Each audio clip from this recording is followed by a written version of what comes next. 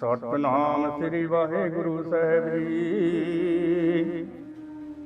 ਸੋ ਕਿਉ ਟਲ ਗੁਰ ਸੇਵੀਏ, ਅਹਨਸ ਸਹਿਜ ਸੁਭਾਈ। ਦਰਸ਼ਨ ਪਰਸੀਏ ਗੁਰੂ ਕੇ, ਜਨਮ ਮਰਨ ਦੁਖ ਜਾਏ। ਦਰਸ਼ਨ ਪਰਸੀਏ ਗੁਰੂ ਕੇ, जन्म मरण दुख जाए।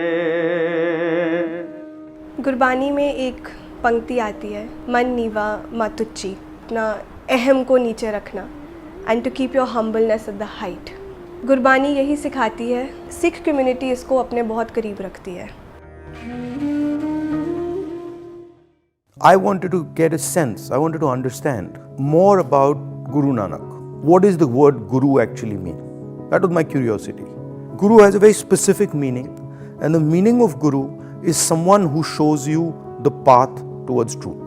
So for example, if you have a very good chemistry teacher and he's very good at teaching you chemistry, but he's lying, he's not a Guru.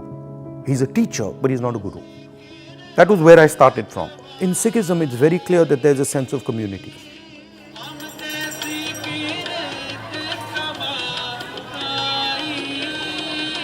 He wanted someone to explain to him the fundamental principles of how the Sikh religion evolved, what are the practices and what is the history of Sikhs.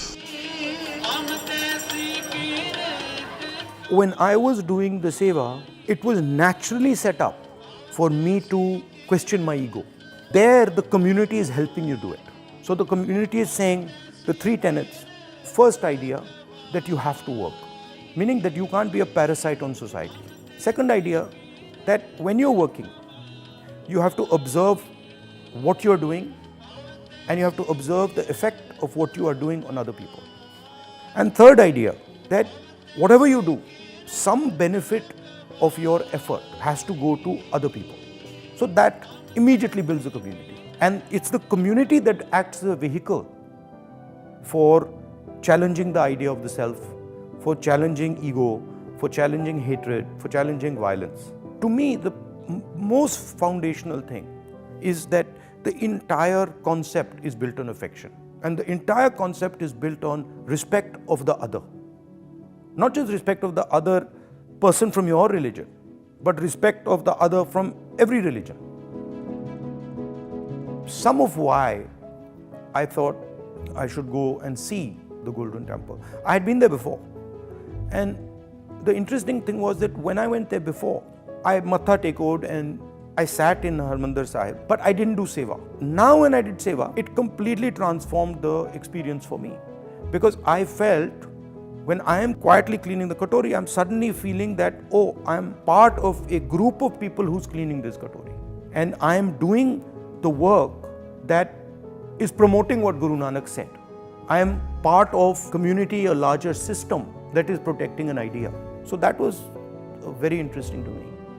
Each one of the sevas I made some friends. I made friends with a little girl in the shoe seva, which frankly I really loved working with her. She's very cute. And then there was a couple little kids also. And then even other people who I met, really who were very affectionate.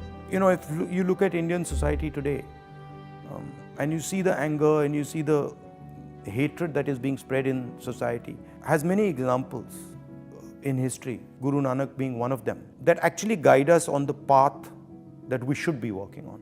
And it's unfortunate that with such a treasure that this land has, we don't seriously look at that treasure. We are so busy doing our thing, trying to succeed, trying to impress other people, you know, trying to make money, trying to be famous, that we forget that actually the real treasure that India brings to the world, probably more than any other land, are these great people. We are going through a phase where wisdom is lacking. Wisdom is not how intelligent you are or how smart you are or how clever you are. Wisdom is how effective you are at going towards the truth. Guru Nanak is wise. Mahatma Gandhi is wise. Buddha is wise. They might not have been at the time wealthy or powerful or had a lot of force. I don't think Guru Nanak had much force, almost no force, but he had huge amount of power because he was closer to the truth. So my view is that force is always a lie. Power is always the truth. So, for example, the United States is called a superpower. It's not a superpower, it's a super force. Gandhi is a superpower. Guru Nanak is a superpower. And force is always destructive. Because force is always used with fear attached to it. It's always used with anger. It's always used with hatred. I'm early on in my journey. It's not that I am reached anywhere, but I find that if I'm operating in the realm of power, and I have to, you see, I don't have force compared to the BJP. I don't have force compared to the RSS. They have force. They have the government of India, they have institutions, they have CBI, they have ED, they got everything. So the only thing I have, and I cannot tell you how beautiful it is I have the truth. And no matter what they do, they can keep going. Their force does nothing to the truth. It just doesn't. So that's what I would like young Indian people to understand. I am very happy that Rahul Gandhi understood this, and he did not come like any other VIP जो आते हैं यहाँ पे और वो मत्था टेकते हैं और चले जाते हैं. I was so impressed. He was asking questions, and it was not that you've talked about something and then it is left hanging. It was concluded, the observations were there, and then coming to a crux. भाई ये बात है, अच्छा ये ठीक हो गया. Ab then we would move forward. So it was a very, very engaging conversation.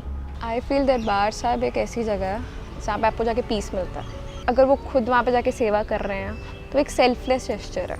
People will get influenced by what he is doing, and I think they will also come forward doing it. सेवा की जहाँ तक बात है, गुरबानी में कहते हैं निमाणिया दा मान. That means he is there for those who surrender themselves to him and letting your ego go. सेवा आप में यही जगाती है. That is the message.